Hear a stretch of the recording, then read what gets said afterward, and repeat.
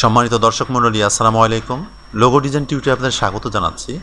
আজকে টিউটোরিয়ালের 11তম ক্লাস শুরু হচ্ছে। এই ক্লাসে আমরা দেখব টাইপোগ্রাফি লোগোগুলো আমরা কীভাবে বানাতে পারি। তো আমাদের প্রথমে জেনে নেওয়া উচিত যে আসলে টাইপোগ্রাফি লোগোটা কী। যেসব লোগোতে সাইন স্যাম্বল ব্যবহার করা হয় না, শুধুমাত্র টেক্সট ব্যবহার করে একটা লোগোর রূপ দেওয়া হয়, একটা স্টাইল করা হয়, সেটাকে মূলত টাইপোগ্রাফি লোগো বলে। তাহলে আমরা বুঝে নিলাম যে টাইপোগ্রাফি লোগো এক নম্বরে সেটা হলো যে আমাদের শুধুমাত্র টেক্সট ব্যবহার করতে হবে। এরপর দ্বিতীয় নম্বরে যেটা আসে সেটা হলো টাইপোগ্রাফি লোগো আমরা কী ধরনের ফন্ট ব্যবহার করতে পারি। তো আমরা যে কোনো ফন্ট ব্যবহার করতে পারি, হতে পারে সেটা সান সেরিফ কিংবা সেরিফ ফন্ট, স্ক্রিপ্ট ফন্ট বা ডেকোরেটিভ ফন্ট আমরা ব্যবহার করতে পারি। কালারের ক্ষেত্রেও কোনো ধরাবাঁধা নিয়ম নেই, আপনি গ্রেডিয়েন্ট কালার ব্যবহার করতে পারেন কিংবা সাদা কালো করতে পারেন। এরপরে যে বিষয়টা আসে, যেহেতু টাইপোগ্রাফি লোগোতে কোনো সাইন স্যাম্বল ব্যবহার করা হয় না, সেহেতু অবশ্যই ফন্ট ব্যবহারের ক্ষেত্রে, লোগো তৈরি করার ক্ষেত্রে আপনাকে খুব ক্রিয়েটিভিটি দেখাতে হবে এই টাইপোগ্রাফি লোগোতে। এখন টাইপোগ্রাফি লোগো যদি বানান তাহলে আসলে বেনিফিটটা কী? আমরা নিঃসন্দেহে যদি ভালো টাইপোগ্রাফি লোগো যদি বানাতে পারি, তাহলে শুধুমাত্র টাইপোগ্রাফি লোগোর উপরে আপনি ফাইবার একটা গ্রিক ক্রিয়েট করতে পারেন এবং সেখানে সেল করতে পারেন। তো টাইপোগ্রাফির লোগো বানানোর আগে বা আপনাদের ডিজাইন করে দেখানোর আগে আমি একটা সাইডে আপনাদের নিয়ে যেতে চাচ্ছি, যেখান থেকে আমরা কিছু ধারণা নিয়ে নিব। যেমন ধরেন, আমি যে সাইটটাতে আসছি সেটা আপনাদের লিঙ্ক দিয়ে দেবো, আপনারা দেখে নেবেন। প্রথমে যে বিষয়টা আসছে সেটা হচ্ছে যে ক্লেভার ইউজ অফ কালার। তার মানে টাইপোগ্রাফি লোগোতে আপনি ক্লেভার ইউজ অফ কালারের ব্যবহার করেও আপনি একটা টাইপোগ্রাফি লোগো করতে পারেন, যেটা আমরা এখানে টক মোর এই টাইপোগ্রাফি লোগোতে আমরা দেখতে পাচ্ছি। আমরা দ্বিতীয় যে অপশনে আসছি, দ্বিতীয় যে অপশন বলবো না, পয়েন্ট, দ্বিতীয় যে পয়েন্ট সেটা হচ্ছে যে রিঅ্যারেঞ্জ লেটার্স। এখানে আমরা দেখতে পাচ্ছি যে ব্যাড র্যাবিটস কি এখানে কিভাবে রিঅ্যারেঞ্জ করা হয়েছে। ব্যাডের বি এবং র্যাবিটসের যে ডবল বি সেটা একই লাইনে নিয়ে আসা হয়েছে এবং বি এর ঠিক ভিতরে র্যাবিটের মাথার কিছু অংশ দেখা যাচ্ছে। তো এটাকে বলা হচ্ছে রিঅ্যারেঞ্জ লেটার্স। আমরা এইভাবে টাইপোগ্রাফি লোগোগুলো করতে পারি। এর পরের যে পয়েন্টটা আসছে সেটা হচ্ছে ইন্টারলিঙ্ক। আপনারা দেখতে পাচ্ছেন যে এখানে এক্স এবং ইউকে কী করে লিঙ্ক করা হয়েছে। তো এই ডিজাইনগুলো আমরা হিউজ পরিমাণে করে থাকি। এই বিষয়ে যে আপনাদের করে দেখানো লাগবে, বোঝানো লাগবে এমনটা আমি মনে করছি না। আপনার বিষয়টা বুঝতে পারছেন, এ হচ্ছে বিষয়। এরপরে এটাও একই ডিজাইন। এরপরে যেটা আসছে সেটা হচ্ছে ইনক্লুড আইকনস। এখানে যদিও আমি বললাম যে আসলে টাইপোগ্রাফি লোগোতে আমরা কোনো সাইন স্যাম্বল আইকন ব্যবহার করব না, কিন্তু লোগোর ভিতরেই একটা লেটার রিপ্লেস, যদিও এর আগে আপনাদের গত যে কোর্সটা লোগো ডিজাইন কোর্স যেটা আমি করিয়েছি, এখানে দেখানো হয়েছে যে লেটার রিপ্লেসিং ওয়ার্ডমার্ক লোগো, এটা আপনার দেখানো হয়েছে। তাহলে আসলে এটা অনেকটা ওই ধরনের, যে এখানে অ্যাটাচ যে লেখাটা আছে এখানে একটা সাইন বা আইকন ব্যবহার করা হয়েছে এবং এটা অনেকটা এর মতো। এভাবেও আমরা, তার মানে এখানে যেটা বলা হচ্ছে ইনক্লুড আইকনস, এভাবে আমরা ঠিক টাইপোগ্রাফি লোগো বানাতে পারি। এখানে ডক্টর আপনারা দেখছেন, এখানেও লেটারকে কীভাবে ডক্টরের সাথে স্ট্যাটিস্কোপের যে একটা সমন্বয় এখানে করা হয়েছে সেটা এখানে দেখানো হয়েছে। এভাবেও আমরা তৈরি করতে পারি। এরপরে যে বিষয়টা আসছে সেটা হচ্ছে দি ইউজ অফ নেগেটিভ স্পেস। তো আমরা জানলাম যে টাইপোগ্রাফি লোগোর ক্ষেত্রে আমরা নেগেটিভ স্পেসও ব্যবহার করতে পারি। এই কয়েকটা পয়েন্টগুলো যদি আমরা মাথায় রাখি তাহলে আমাদের জন্য হয়তো বা খুব ইজি হয়ে যাবে টাইপোগ্রাফি লোগো বানানো। এখানেও আমরা দেখতে পাচ্ছি লেটার নেগেটিভ স্পেস করা আছে, দেন এটাও টাইপোগ্রাফি লোগো, এটাও তাই। এরপর আছে ভিনটেজ টাইপোগ্রাফি। আমরা ভিনটেজ টাইপোগ্রাফি বানাতে পারি ঠিক এইভাবে বা এইভাবে বা এইভাবে। এরপরে যেটা আসছে সেটা হচ্ছে ক্রিয়েটিভ টাইপোগ্রাফি।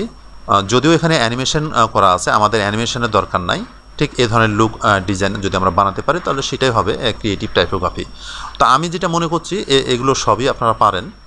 তো আমরা ইলাস্ট্রেটর চলে যাচ্ছি, আজকের ডিজাইন আমরা দেখব, আশা করি আপনাদের ভালো লাগবে। আমি ইলাস্ট্রেটর চলে আসলাম। আমি প্রথমেই যে গ্রাফিক্স রুম আমাদের গ্রুপের নাম এবং আমাদের ট্যাগলাইন। তো গ্রাফিক্স যে লেটারটা সেটাতে যে ফন্ট আমি ব্যবহার করছি সেটা হচ্ছে বনবন রেগুলার এবং এই দুইটা ফন্ট একই, মোয়ারা ফন্ট। তো আমি প্রথমত এগুলো সরাই রাখছি, এটা আমি সিলেক্ট করছি। এটা একটা গ্লেপস ফন্ট, আমি এখান থেকে গ্লেপস ব্যবহার করব। আর গ্লেপস ব্যবহার করার জন্য আমি টুলবার থেকে টাইপ টুল সিলেক্ট করতে পারি কিংবা আমি সিলেকশন টুলে আসি, এই অবস্থায় আমি এখানে ডাবল ক্লিক করতে পারি ঠিক এভাবে, তাহলে কার্সার এখানে চলে আসবে। আমি জিটাকে এভাবে ড্র্যাগ করলাম এবং এখান থেকে যে গ্লেপসটা আমার পছন্দ হবে সেটা আমি এখানে দিয়ে দিতে পারি। আমরা এইভাবে দেখে নিতে পারি যে কোনটা আমাদের পছন্দ। তো আমি এখানে ৪র্থ নম্বরে যেটা আছে সেটা ব্যবহার করছি, ঠিক এটা। এরপরে প্রতিটা লেটারে যে আমাদের গ্লেপস ব্যবহার করা লাগবে এমন না, এখানে আমি শুধুমাত্র এইচে আরেকটা গ্লেপস ব্যবহার করছি, সেটা হচ্ছে এইটা, কিংবা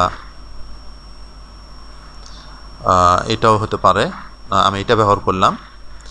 এরপরে আয়ে করব না, আমরা এসে একটা গ্লেপস ব্যবহার করব, সেটা হচ্ছে এইটা। দেন আমরা যদি চাই আরও গ্লেপস ব্যবহার করতে পারি, তো আমার মনে হয় আর দরকার নাই। আমি এটার মধ্যে আপনাদের ডিজাইন তৈরি করে দেখাচ্ছি। আমি যখন সিদ্ধান্ত নিলাম এখানে আমি ডিজাইনটা তৈরি করব, তখন আমি রাইট বাটন ক্লিক করে ক্রিয়েট আউটলাইন করে ফেললাম। এরপরে টাইপোগ্রাফি লোগোতে আমরা স্পেসিং, কার্নিং, লেডিং এগুলো আমরা খেয়াল রাখবো খুব ভালো করে। তো এগুলো সব ঠিক আছে, আমার মনে হচ্ছে এই পর্যন্ত এটা একটু বাম দিকে নিয়ে আসা উচিত। আমি অ্যারো দিয়ে বাম দিকে নিয়ে আসলাম, এবং এখানে সি এর লাস্টের অংশ এবং এস এর এই অংশ মিলেনি, এটা আমি ঠিক করে নিব।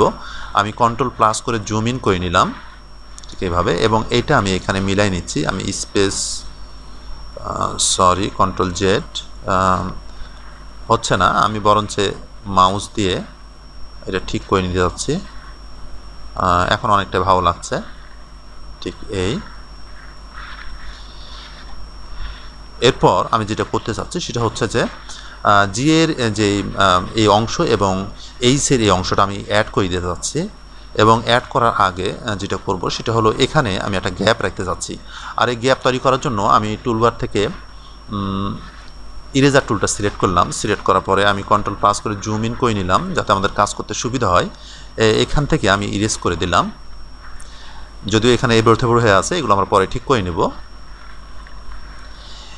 এরপরে এখান থেকে আমি ডাইরেক্ট সিলেকশন টুলে আসি, অ্যাঙ্কর পয়েন্ট সিলেক্ট করলাম এবং এর সঙ্গে আসলে যুক্ত করব আমি। এবং এখান থেকে এরপর দুটো সিলেক্ট করলাম। সিলেক্ট করার পরে আমি পাথফাইন্ডার অপশনে আসছি এবং ইউনাইট করে দিলাম ঠিক এইভাবে। এরপর আমরা যা করব তা হলো এখানে যে অ্যাঙ্কর পয়েন্টগুলো আছে এগুলো আমি ডিলিট করে দিচ্ছি, এবং এখানে যে অ্যাঙ্কর পয়েন্টগুলো আছে সিলেক্ট করার পরে আমি ডিলিট করে দিচ্ছি ঠিক এই। এবং এখানে যে এবড়ো থেবড়ো হয়ে আছে এই অ্যাঙ্কর পয়েন্টগুলো আমি সিলেক্ট করব এবং ডিলিট করে দিচ্ছি, এগুলো ডিলিট করে দিচ্ছি ঠিক এই। আমি এইটাও ডিলিট করব, এখানে শুধুমাত্র একটা অ্যাঙ্কর পয়েন্ট রাখবো, আমি এইটাও ডিলিট করে দেব ঠিক এই। এরপর আমি পাথে ক্লিক করলাম এবং হ্যান্ডেল বের করে আমি হ্যান্ডেলটা ধরে এভাবে টানছি, এবং এখানেও একটা হ্যান্ডেল আছে, আপনারা হয়তো খেয়াল করছেন। এই হ্যান্ডেল ধরে আমি এদিকে নিয়ে আসছি। আমি যখন এদিকে নিয়ে আসবো তখন আমার খেয়াল রাখতে হবে বাম দিকে আমার এখানে যাতে নষ্ট না হয়ে যায়, এটা আমরা খেয়াল করব। বাম দিকে না, ডান দিকে ঠিক এই। এরপর আমি এই পাথে ক্লিক করে এই হ্যান্ডেলটা বের করে আমি এটা এদিকে নিচ্ছি, এবং এই হ্যান্ডেল ধরে আমি এটাকে কিছুটা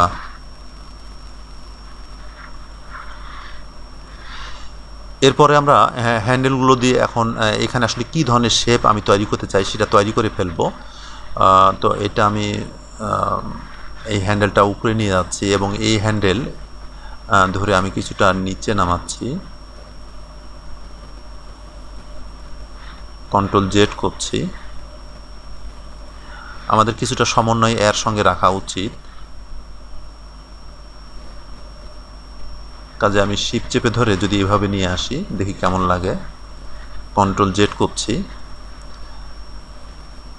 এরপরে এই হ্যান্ডেল ধরে আমি আমার পছন্দ মতো এখানে শেপ তৈরি করার চেষ্টা করব। আমি ঠিক এমন রাখছি। এরপর আমি এখান থেকে ইরেজার টুলটা সিলেক্ট করে আমি এইটুকু কেটে দিলাম এখান থেকে, এবং এটা ডিলিট করে দিচ্ছি।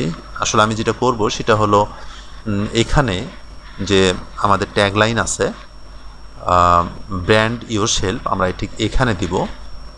আর এটা দেওয়ার জন্য আমি যেটা করব সেটা হচ্ছে আমি এটা সিলেক্ট করলাম।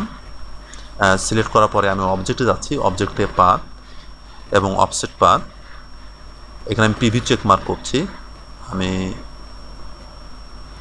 5 ফিটে রাখলাম, দেন ওকে করে দিলাম। কালারটা ফিলে আছে, আমি স্টোকে নিয়ে আসলাম এবং টুলবার থেকে আমি সিজার টুলটা সিলেক্ট করছি। সিলেক্ট করার পরে আমি ঠিক এখানে ক্লিক করলাম এবং এখানে ক্লিক করলাম, যদিও আমি শিওর না আসলে কত দূর আমাদের দরকার।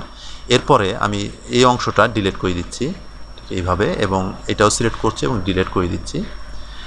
এখন আমরা যেটা করব সেটা হলো আমরা লেখাটা কপি করে নিব। আমি লেখাটা কপি করে নিচ্ছি, সরি আমি এটা একটু ছোটো করে নিচ্ছি, বাইরে ফন্টটা আমি একটু ছোটো করে নিচ্ছি সাইজটা।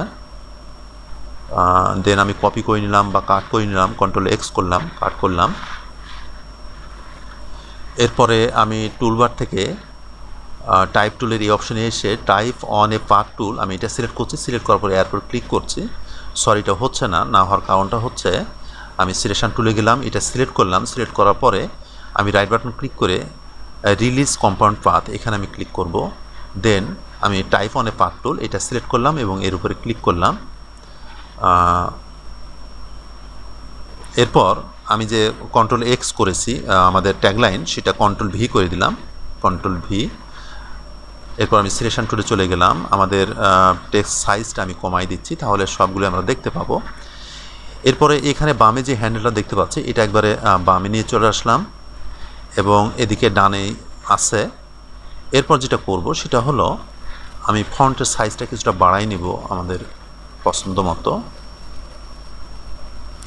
আসলে ফন্টটা আমরা যতদূর পর্যন্ত দেখতে চাই, তো আমরা এখানে একটু প্রিভিউ করে নিতে পারি। আমি জুম আউট করছি। এমনও হতে পারে যে আমরা এই লেখাটা একটা গ্যাপ তৈরি করে আমরা দিতে পারি, তবে গ্যাপ তৈরি করে লেখাটা আরও অনেক ছোট হয়ে যাবে, দেখতে সমস্যা হবে। তো আমি আর করছি না কিছুই, এভাবে রেখে দিচ্ছি। তবে এইটা আমরা কিছুটা এইদিকে আগায় নিতে পারি যদি, সরি বেশি আগানো হয়েছে, এই পর্যন্ত নিলাম। দেন ফন্টটা আমি একটু ছোট করে নিচ্ছি এবং আমরা দেখে নেব যে আমাদের ফন্টটা যদি এ পর্যন্ত যায় এফটা, তাহলে হবে নাকি। আচ্ছা এমন হলেই হবে, আমি এভাবে রেখে দিলাম। যখন মনে করলাম যে আমার এটা ঠিক আছে, তখন আমি রাইট বাটন ক্লিক করে ক্রিয়েট আউটলাইন করে ফেললাম, ঠিক এই।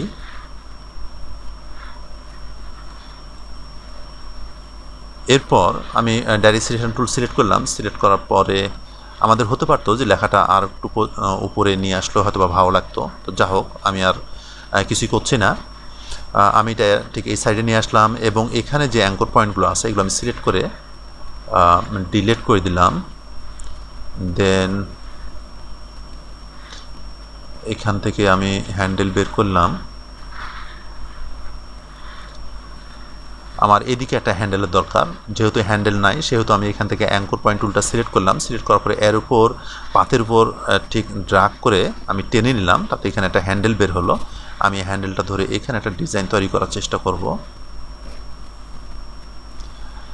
আমি ডাইরেক্ট সিলেকশন টুলে গেলাম এবং এই হ্যান্ডেল আমি সোজা করছি, সরি কন্ট্রোল জেড করলাম। আমি এই হ্যান্ডেলটাও সোজা করে নিচ্ছি। আসলে এখানে লেখাটা ঠিক যেভাবে আছে সে ধরনের একটা শেপ এখানে আমি করতে চাচ্ছি, ঠিক এই। এটা আমি একটু নিচে নিচ্ছি। তো এটা যে বিশেষ কোনো কারণে করছি এমন কিছু না, তো বিষয়টা হচ্ছে এটা কিন্তু গরুর লেজের মতো হয়ে যাচ্ছে। আপনাদের এখন কেমন লাগছে আমি জানি না। তো এমনও করতে পারি যেহেতু গরুর লেজ হয়ে যাচ্ছে, এটা অনাকাঙ্ক্ষিত বিষয়।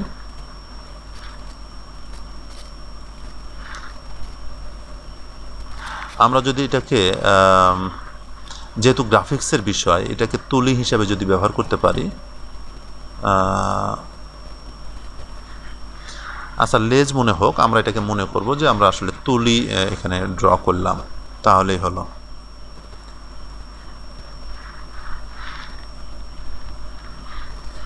আমি এটা আর একটু নিচে নিচে নামাতে চাচ্ছি, ঠিক এইভাবে।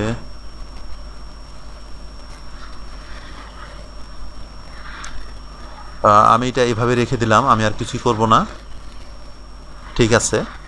এরপরে আমি সিলেকশন টুলে গেলাম এবং এই লেখাটাকে আমি ক্রিয়েট আউটলাইন করে ফেললাম। এটা তো গ্লেপস আছে, আমরা চাইলে গ্লেপস ব্যবহার করতে পারি, দেখে নিতে পারি। আচ্ছা আমরা দেখে নেব আসলে এটা আমাদের এখানে মানানসই হবে কি না।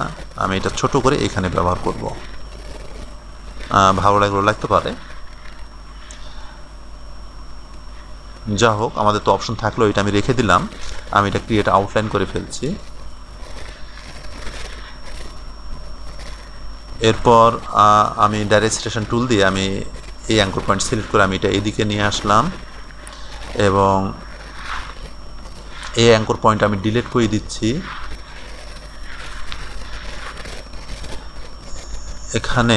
এখান থেকে এই হ্যান্ডেল, সরি আমি এটা উপরে নিলাম।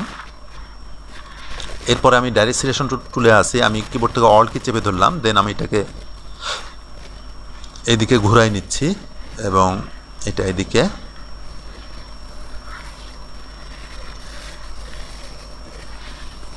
এরপর আমি এই হ্যান্ডেল ধরে এটাকে নিচে নামাচ্ছি এবং এই হ্যান্ডেল ধরেও এটা আমি নিচে নামাই নিচ্ছি।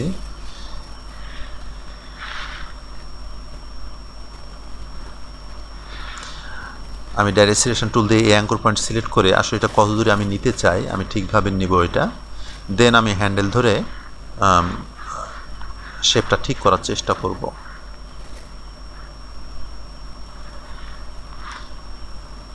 এরপর এই হ্যান্ডেল সিলেক্ট করে আমি এটা কিছুটা উপরে নিচ্ছি।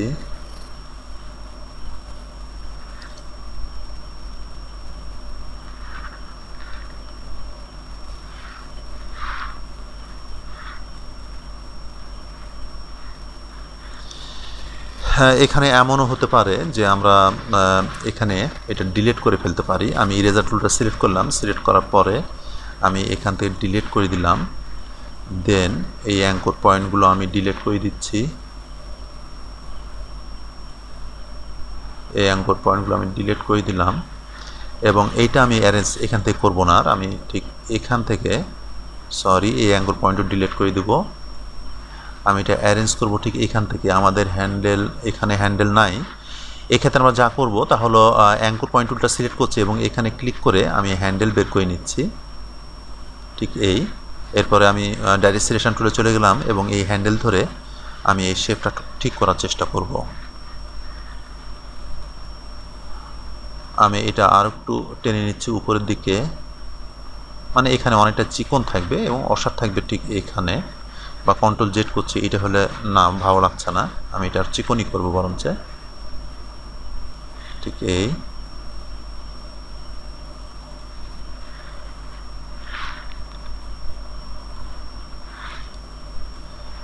আমার মনে হয় এটা আর একটু চিকন করা উচিত, তাহলে এর সঙ্গে এটা সমন্বয় হয়।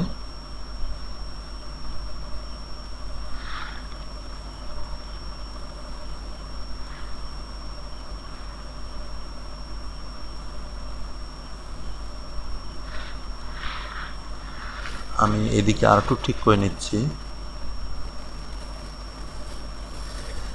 ঠিক আছে।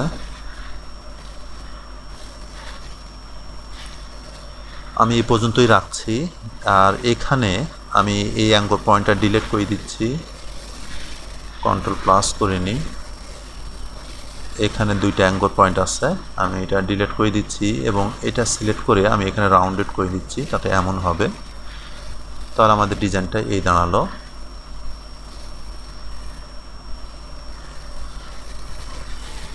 আমি সবগুলো সিলেক্ট করে কন্ট্রোল জি প্রেস করছি, তাতে গ্রুপ হয়ে গেল।